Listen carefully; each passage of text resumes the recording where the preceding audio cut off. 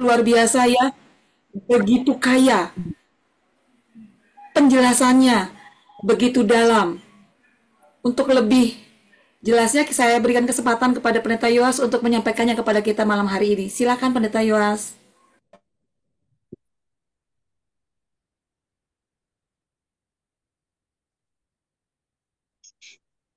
Silakan Pendeta Yoas, saya sampaikan. Ya, internet saya agak kurang stabil. Apakah Bapak Ibu mendengarkan? Jelas? Oh, oke, baik. Ya, selamat malam Bapak Ibu Saudara. Terima kasih Kak Evi untuk pengantarnya. Kita akan melanjutkan percakapan kita, eh, pemahaman Alkitab, dan kali ini kita akan membahas Roma 5 ayat 12 sampai dengan 21. Nah, persoalan utama yang mau kita pertanyakan pada malam hari ini adalah sebenarnya bagaimana relasi antara Adam dan Kristus itu dapat menerangi pemahaman kita mengenai kemanusiaan kita. Kita tahu bersama bahwa seluruh umat manusia dalam narasi Alkitab berada di bawah Adam, dalam arti bahwa kita adalah keturunan dari manusia pertama, yaitu Adam, ya. Tetapi kemudian muncullah Kristus yang membuat kita harus bertanya bagaimana relasi antara Adam dan Kristus ini kemudian menentukan identitas kita sebagai manusia berdosa, tetapi juga sekaligus manusia yang dirahmati. Nah, itu kira-kira yang mau dijawab dengan menelisik Roma pasal yang ke-15, ayatnya yang ke-12 sampai dengan 21. Untuk itu saya akan membacakan bacaan kita Roma 15 ayat 12 sampai dengan 21. Saya ambil dari TB2. Sebab itu sama seperti dosa telah masuk ke dalam dunia melalui satu orang dan melalui dosa itu juga maut, demikianlah maut itu telah menjalar kepada semua orang karena semua orang telah berbuat dosa. Sebab sebelum hukum Taurat ada, dosa telah ada di dunia. Namun dosa itu tidak diperhitungkan kalau tidak ada hukum Taurat. Sungguh pun demikian, maut telah berkuasa dari zaman Adam sampai zaman Musa, juga atas mereka yang tidak berbuat dosa, dengan cara yang sama seperti pelanggaran yang telah dibuat oleh Adam, yang adalah gambaran dia yang akan datang. Tetapi karunia Allah tidaklah sama dengan pelanggaran Adam. Sebab, jika karena pelanggaran satu orang, banyak orang telah jatuh di dalam kuasa maut, jauh lebih besar lagi anugerah Allah dan karunia-Nya yang dilimpahkannya atas banyak orang karena satu orang, yaitu Yesus Kristus. Karunia itu tidak berimbangan dengan dosa satu orang. Sebab penghakiman atas satu pelanggaran itu telah mengakibatkan penghukuman, tetapi pemberian karunia atas banyak pelanggaran itu mengakibatkan pembenaran. Sebab jika karena pelanggaran satu orang maut telah berkuasa melalui satu orang itu, terlebih lagi mereka yang telah menerima kelimpahan anugerah dan karunia kebenaran akan hidup dan berkuasa karena satu orang itu, yaitu Yesus Kristus. Ayat 18. Jadi, sama seperti melalui satu pelanggaran, semua orang beroleh penghukuman, demikian pula melalui satu perbuatan kebenaran, semua orang beroleh pembenaran untuk hidup. Sebab, sama seperti melalui ketidaktaatan satu orang, banyak orang telah menjadi orang berdosa, demikian pula melalui ketaatan satu orang, banyak orang menjadi orang benar. Hukum Taurat masuk, dan akibatnya pelanggaran menjadi semakin banyak. Namun, di mana dosa bertambah banyak, di sana anugerah menjadi berlimpah-limpah. Supaya sama seperti dosa berkuasa dalam alam maut, demikian anugerah akan berkuasa melalui pembenaran untuk hidup yang kekal oleh Yesus Kristus Tuhan kita. Ya, karena sambungan internet saya sedang tidak stabil, saya eh, secara berkala akan memastikan masih oke ya? Masih Pak. Oke, ya. Terima kasih. Nah, saya kira sepintas kita membaca Roma pasal yang kelima ini, kita akan memiliki pemahaman bahwa ini ada dua kepala nih. Kepala kemanusiaan kita adalah Adam, dan karena Adam itu berbuat dosa, maka seluruh badannya ikut berdosa, yaitu kita, keturunannya. Kemudian kepala yang kedua adalah Yesus Kristus. Dan karena di dalam Yesus Kristus dan melalui Dia Allah memberikan anugerah, maka semua yang percaya kepada Yesus Kristus akan memperoleh keselamatan, atau yang dalam bahasa Paulus dibenarkan, ya, pembenaran. Nah, tetapi kita harus memahami bahwa eh, relasi antara Adam dan Kristus ini bukan relasi yang setara sebenarnya. Ya, kenapa? Karena Adam adalah manusia. Ya, Kristus adalah pribadi yang kedua dari Allah Tritunggal yang kemudian menjadi manusia, mengambil kemanusiaan menjadi hakikatnya yang kedua. Ya. Nah, itu membuat dalam tradisi Kristen, Kristus yang bangkit itu, dan Adam Hawa tidak bisa bangkit karena kuasanya sendiri, ya. Kristus yang bangkit itu digambarkan membangkitkan Adam dan Hawa. Ya. Ada tradisi yang sangat kuno dalam kekristenan bahwa bahwa Kristus itulah yang membangkitkan Adam dan Hawa, begitu.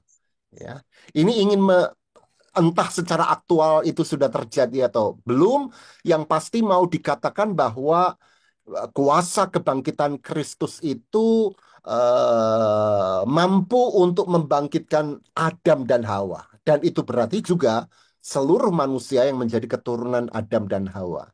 Nah, itu digambarkan dengan begitu indah di dalam berbagai ikon dalam tradisi Timur, bagaimana setelah Kristus bangkit, dia membangkitkan manusia pertama itu, dan dengan demikian juga seluruh keturunannya, yaitu Anda dan saya.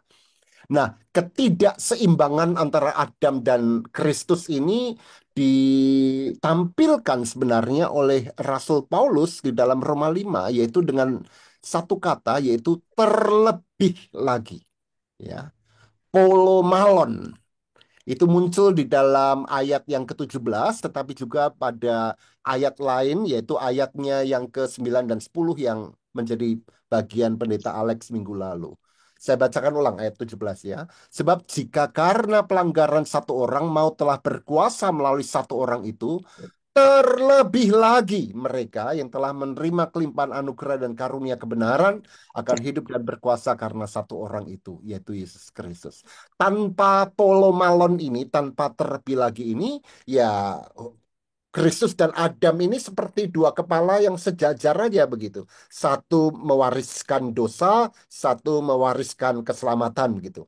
Tapi parali memperlihatkan bahwa dengan memakai frasa terlebih lagi, polomalon ini ingin dikatakan tentang keutamaan Kristus yang lebih utama daripada Adam, begitu. Nah, apa konsekuensinya, Bapak Ibu Saudara, memahami ini semua? Kata polomalon ini muncul juga dalam ayat yang ke-9 dan 10, dan kemunculan tiga kali ini memang signifikan dan memberi indikasi bahwa eh, cara kita membaca Adam dan Kristus ini tidak boleh seimbang, begitu ya. Saya bacakan ayat 9-10. Terlebih lagi, Polo Malon, karena kita sekarang telah dibenarkan oleh darahnya, kita pasti akan diselamatkan melalui dia dari murka Allah.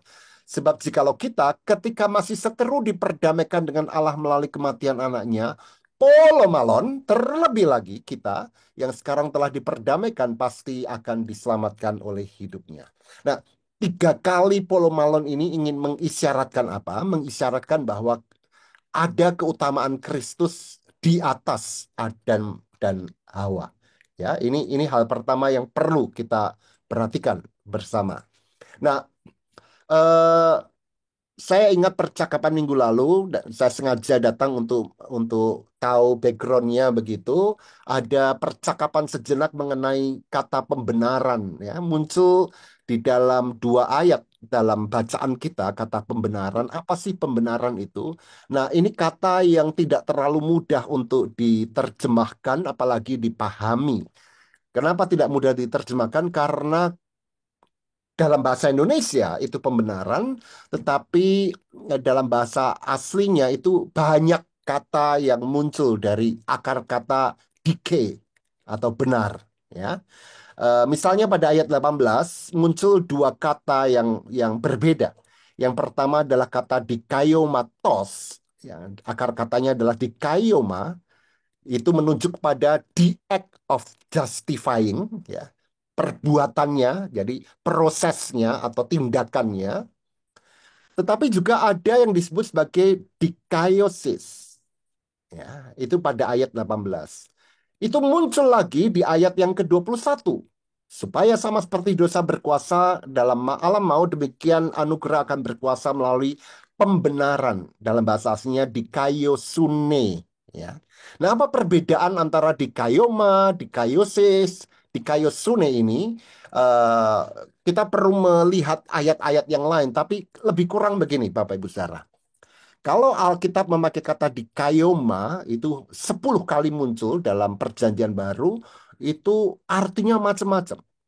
Artinya macam-macam, ya.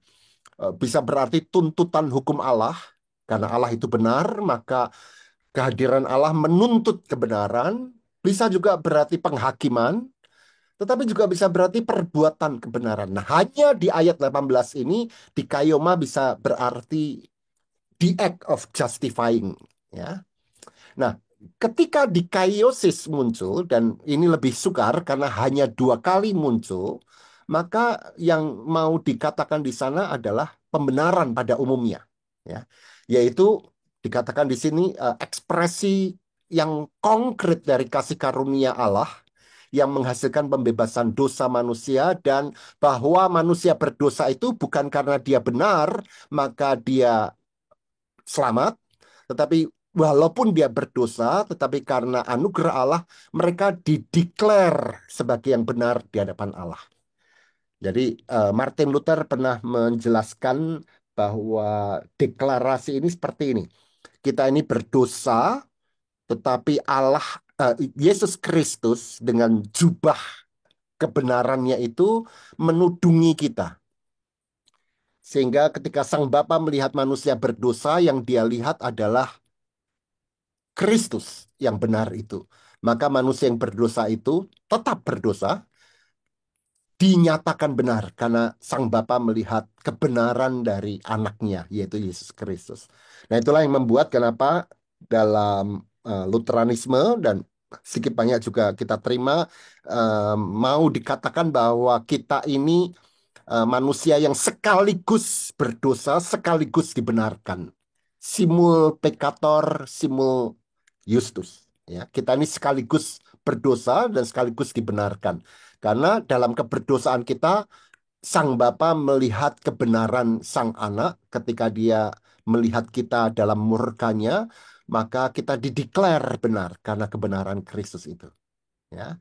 Nah, di Kayo Sune itu lebih umum sifatnya.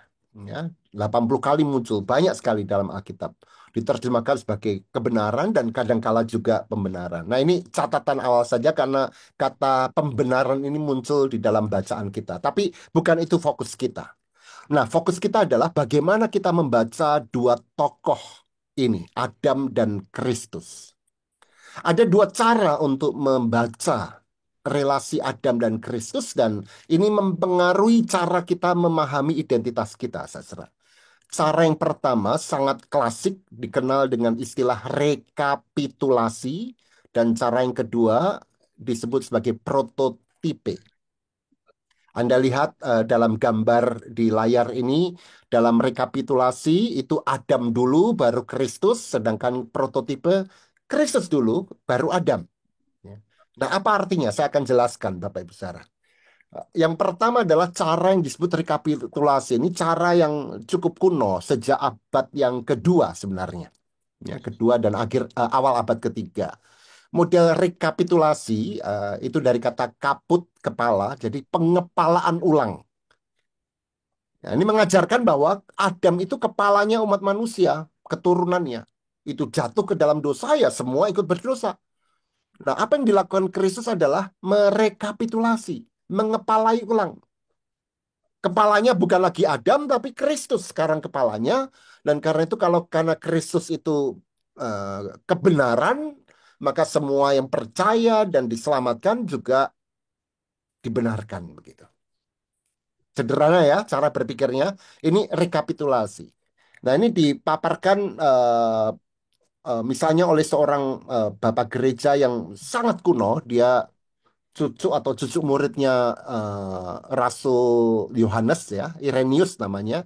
Dia mengatakan begini, ketika Kristus berinkarnasi dan menjadi manusia, dia memulai lagi garis keturunan manusia yang panjang dan melengkapi kita secara singkat dan menyeluruh dengan keselamatan. Sehingga apa yang telah hilang dalam diri Adam yang berdasarkan gambaran rupa Allah sekarang dapat dipulihkan dalam Kristus Yesus. Nah, ini menggambarkan kalau kepalanya ini udah diganti ya ke bawahnya akan berubah begitu. Itu yang disebut sebagai rekapitulasi, Bapak Ibu Sarah. Ya. Nah, sepintas konsep ini sangat persis dengan apa yang mau dikatakan di dalam Roma 5 ayat 12 sampai dengan 21. Ya. Sehingga kita bisa bagankan ayat per ayat dengan model rekapitulasi ini ya. Eh, karena dengan sangat jelas Paulus ingin membandingkan karena satu kepala, satu orang, semua kena hukuman. Karena kebenaran satu kepala yaitu Kristus, maka semua dibenarkan begitu. Ya, itu muncul di ayat 15, ayat 16, 17, 18, 19 dan bahkan 21. Itu berulang kali. Itu sebabnya saya tidak akan melakukan eksposisi ayat per ayat, tetapi memperlihatkan apa strukturnya atau cara berpikirnya. Nah, sepintas kita akan melihat ini rekapitulasi sekali. Ya. Adam berdosa, keturunannya berdosa. Kristus itu benar tanpa dosa, maka kita diselamatkan karena Kristus. Kepalanya berubah. Itu yang disebut sebagai rekapitulasi, Bapak Ibu Saudara. Nah, semoga jelas ya. Nah, tapi ada model kedua yang tidak dengan mudah bisa kita tangkap, tetapi menurut saya justru lebih setia pada apa yang mau dikatakan oleh Paulus di sini. Yang saya sebut sebagai model prototipe. Model prototipe ini justru mengatakan kalau tadi itu Adam yang pertama diganti dengan Kristus, cara melihat itu keliru.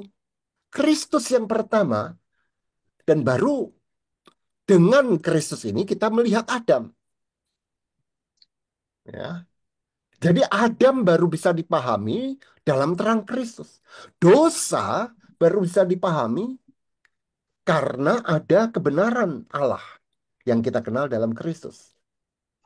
Nah, Roma 5 ayat 14 ini penting. Sungguh pun demikian, mau telah berkuasa dari zaman Adam sampai zaman Musa. Juga atas mereka yang tidak berbuat dosa dengan cara yang sama.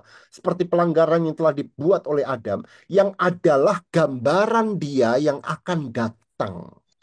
Nah, sekilas ayat 14 ini menyatakan Adam ini prototipenya bagi Kristus. Ya, toh? Adam yang adalah gambaran prototipe dari dia, yaitu Kristus yang akan datang. Tapi dalam terang teori prototipe ini, nggak begitu. Kristuslah sebenarnya yang pertama sebelum Adam. Benar secara dari segi waktu, Yesus Kristus belum turun ke dunia berinkarnasi, mengambil kemanusiaan, dan karena itu bisa dikatakan Adam menggambarkan Kristus yang akan datang.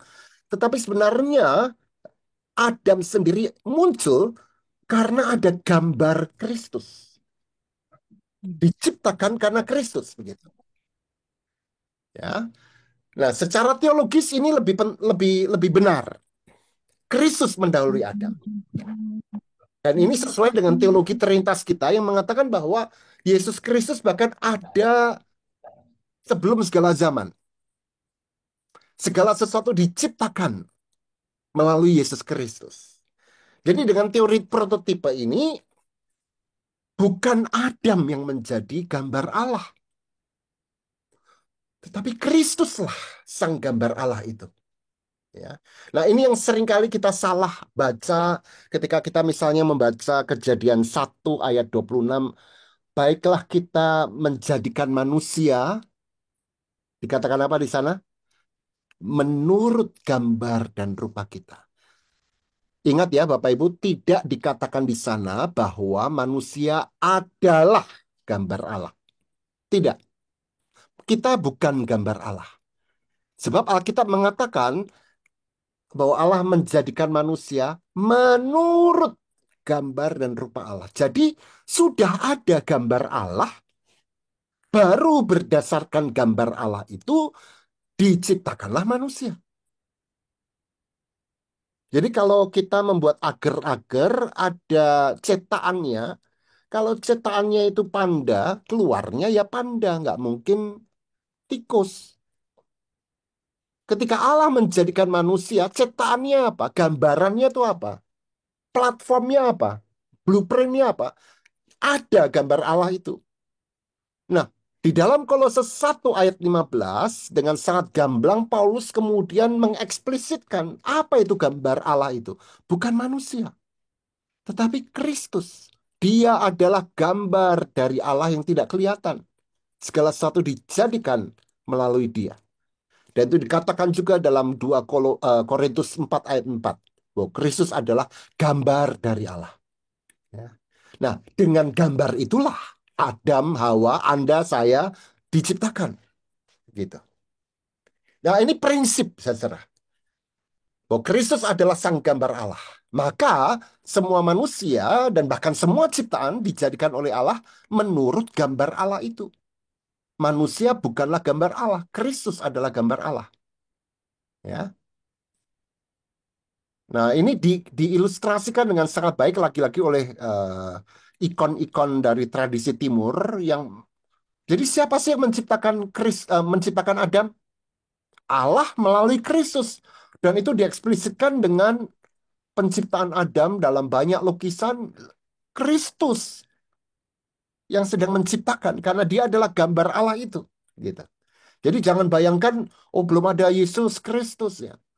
Ya, Yesus manusia Yesus memang belum lahir, tetapi Kristus sang firman sang anak sudah ada dan melaluinya segala sesuatu diciptakan, gitu. Ya. Jadi bukan Adam dulu baru kita membaca Kristus. Kristus baru kita membaca Adam gitu. Ya. Nah, inilah yang kemudian membuat seorang penulis saya banyak tidak setuju dengan Kalbar, tapi dalam hal ini dia sangat benar. Ya, saya akan kutipkan apa tafsirannya yang menurut saya sangat jitu. Dia mengatakan begini. Formula Malon ini adalah kunci hubungan kedua belah pihak dan makna kontras di antara keduanya, Adam dan Kristus. Ya. Evi masih aman?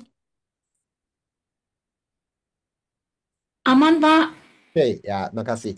Ya, jadi menurut kabar Malon ini kuncinya.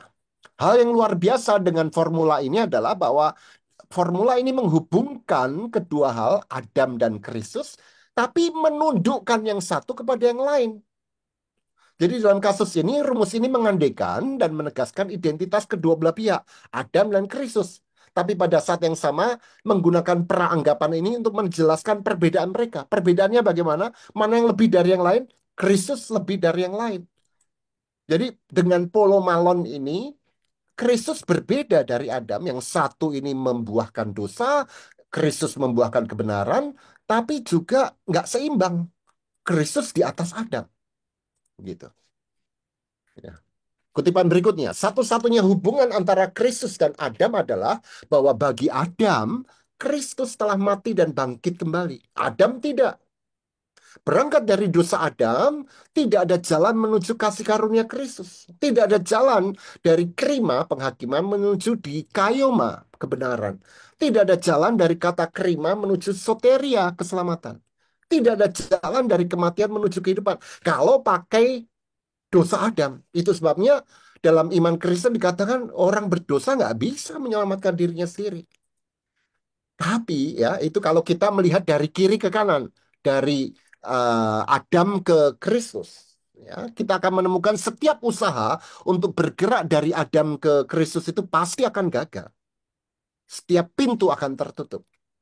Jika kita dapat menganggap Adam dan partisipasi kita dalam dosa dan penghukumannya sebagai satu kesatuan yang terisolasi dan self-centered, terpusat pada diri sendiri, mustahil menemukan hubungan apapun dengan Kristus. Nggak bisa kita sampai pada Kristus. Gitu kira-kira ya. Jadi ini nggak seimbang. Dari Adam kita nggak bisa ke Kristus. Harus dari Kristus ke Adam. Nah, dia lanjutkan. Tetapi memandang Adam dengan cara yang demikian nggak mungkin. Paulus tidak pergi kepada Adam untuk melihat bagaimana dia terhubung dengan Kristus. Kebalik. Dia pergi pada Kristus untuk melihat bagaimana dia terhubung dengan Adam. Maksudnya begini, Bapak Ibu Saudara. Kita nggak bisa di dalam keberdosaan kita ini kemudian menilai anugerah Allah. Justru karena kita sudah mendapat anugerah Allah itu, kita akan menyadari betapa kita ini berdosa. Sehingga dalam keberdosaan, kita nggak bisa mengusahakan dapat anugerah Allah itu nggak bisa. Hanya kalau kita mendapatkan anugerah Allah, maka kita akan melihat betapa aku berdosa. Maka ini penting dalam teologi Protestan ya. Itu apa yang disebut sebagai Ordo Salutis, urutan keselamatan. Kita ini di, dibenarkan dulu, dan kebenaran itu bahkan ketika kita masih berdosa, kata Paulus tadi, membuat kita bertobat. Bukan kita bertobat baru dibenarkan. Ngerti ya? Itu sebabnya Paulus berkata bahwa Allah sudah membenarkan kita sementara kita masih berdosa. Gitu. Dan karena itulah kita kemudian melihat, oh iya aku keturunan Adam. Dan aku berdosa dan bertobat. Sehingga pertobatan itu sendiri adalah bagian dari anugerah Allah. Nah, Kalbat melanjutkan begini, masa kini dan masa depan adalah milik Kristus. Dan karena menjadi milik Kristus, keduanya terhubung dengan masa lalu. Karena masa lalu tidak hanya berisi dosa Adam dan kematian Adam. Tidak hanya kelemahan dosa, ketidakbertuhanan dan permusuhan kita, tapi juga berisi penyalipan Yesus Kristus. Dan melalui penyalipan itu rekonsiliasi kita dengan Allah. Itu yang membuat Kristus polomalon, lebih-lebih daripada Adam. Ya. Terakhir, bagi Kristus yang tampaknya datang kedua, tampaknya dan memang secara segi waktu, Kristus tentu datang kedua ya, sebagai manusia Yesus Kristus. Tapi sesungguhnya dia datang pertama. Dan Adam yang tampaknya datang pertama, sesungguhnya datang kedua. Dalam Kristus, hubungan antara yang satu dan yang banyak adalah asli. Karena dalam dialah kita diciptakan. Jadi hubungan kita dengan Kristus itu asli. Hubungan dengan Adam, bagaimana? Kita dengan Adam itu bergantung pada hubungan kita dengan Kristus. Karena kita diciptakan bukan oleh Adam, tapi oleh Allah melalui Kristus. Dan itu berarti dalam prakteknya, untuk menemukan sifat manusia yang sejati dan hakiki, kita harus melihat bukan kepada Adam, manusia yang jatuh, tetapi kepada Kristus yang di dalamnya apa yang jatuh telah dibatalkan. Apa yang asli telah dipulihkan. Ya. Itu kira-kira. Selebihnya nggak usah saya baca. Ini nggak usah. Ya. Jadi penting buat kita untuk membaca Roma 5 ayat 12 sampai dengan 21 ini dari kacamata Kristus. Sebab dari kacamata anugerah Allah melalui Kristus ini kita menyadari keberdosaan kita. Jangan dibalik. Jadi Kristus pertama barulah Adam. Nah, terkait dengan ini ada 3 catatan tambahan sebelum kita diskusikan Bapak Ibu Saudara. Ya, yang pertama, ini terakhir, 3 catatan. Nah, karena seluruh umat manusia yang dikepalai Adam itu hanya dapat dipahami dalam terang Kristus, dan karena seluruh manusia diciptakan melalui dan di dalam Kristus sang gambar Allah, maka kekristenan itu mau mengatakan begini, yang namanya manusia sejati itu siapa? Kristus. The only human being, Kristus. Loh kalau gitu, Saya siapa? Evi itu siapa? Ya, Pak Yosef, Pak Gunawan itu siapa? Kita ini bukan human being. Kita ini human becoming. Kita becoming human. Kita menjadi manusia. Menjadi Kristus, katakanlah. Dalam bahasanya Paulus, kan tujuan hidup kita ini menjadi serupa dengan Kristus, sang manusia itu. Ya, ini menarik sekali. Ya, dalam Roma 8 ayat 29, Paulus mengatakan itu bahwa tujuan hidup kita ini menjadi serupa dengan Kristus, sang gambar Allah itu. Dan gambar Allah itulah apa namanya? Prototipe manusia sejati itu. Jadi katakanlah tadi ilustrasi ager-ager ya, cetakannya panda, kita dicetak jadi kayak panda gitu kan ya. Tapi karena dosa jadi rusak gitu. Ya kita nggak bisa lagi katakan ini panda gitu.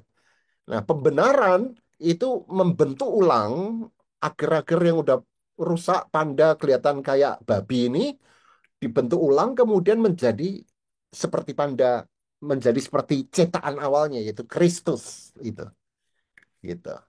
Ya, itu catatan saya yang pertama. Nah, catatan yang kedua terkait dengan doktrin mengenai dosa. Di ayat 12 itu ada satu ayat yang sangat penting. Saya baca ulang ya. Sebab itu sama seperti dosa telah masuk ke dalam dunia melalui satu orang dan melalui dosa itu juga maut, demikianlah maut itu telah menjalar kepada semua orang. Ebho, semua orang telah berbuat dosa. Nah, ini yang menjadi titik simpang yang membuat perbedaan antara gereja barat dan gereja timur.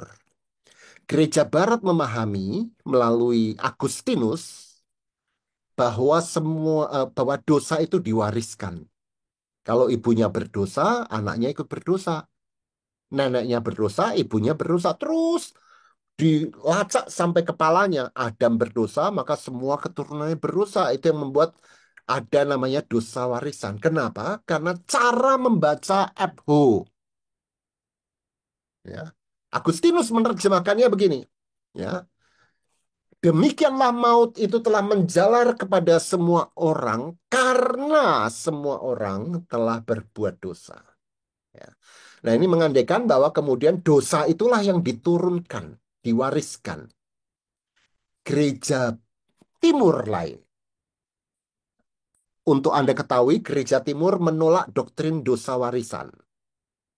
Karena menurut mereka yang diwariskan bukanlah dosanya, tetapi yang diwariskan itu adalah akibat dosa, yaitu kematian. Kita mewarisi kematian. Ya. Maka membaca Roma 5 ayat 12 ini bagaimana? Gereja timur membacanya begini, demikianlah maut itu telah menjalar kepada semua orang, mautnya yang menjalar, ya, yang karenanya semua orang telah berbuat dosa. Jadi menurut gereja timur, karena kita ini mewarisi kematian akibat dosanya Adam, dan karena dalam posisi kita ini mati, maka kita berbuat dosa. Bukan karena dosanya diwariskan, tapi karena kita ini dalam status mati. Maka dalam kematian kita melakukan dosa. Tapi buat Anda yang nggak terlalu peduli dengan kerumitan ini, ya udahlah diabaikan aja, gitu ya. Nah, catatan yang ketiga ini menurut saya agak tidak penting juga. Ah, udahlah, nggak usah lah. Nanti kalau ada yang pertanyaan baru saya jawab. Begitu, Kak Evi. Semoga bingung. Terima kasih Pak Pendeta Yowas. Bapak Ibu, hari ini satu pribadi yang dibicarakan seluruh dunia adalah pemilihan Paus Leo ke-14 hari ini. Tapi Adam dan Kristus adalah pembicaraan sepanjang masa Bapak Ibu. Dua hal yang saya dapatkan dari penjelasan Pendeta Yowas. Yang pertama bahwa Yesus yang terlebih dulu dibanding Adam, sekalipun memang dalam kronologisnya itu Adam baru Yesus muncul. Karena memang Yesus adalah Allah, dia adalah roh. Dan dia ada dalam awal penciptaan. Yang kedua yang saya dapat, ketika ada hukum Taurat, maka dosa itu nyata. Kita jadi ngerti kita berdosa. Dengan adanya pembenaran, maka kita ngerti bahwa kita adalah orang berdosa gitu. Jadi itu yang saya dapatkan dari penjelasan Pendeta Yowas. Adakah Bapak Ibu yang mau men-sharingkan apa yang didapat atau menanyakan apa yang menjadi kegelisahan, mungkin kurang mengerti, Dipersilahkan.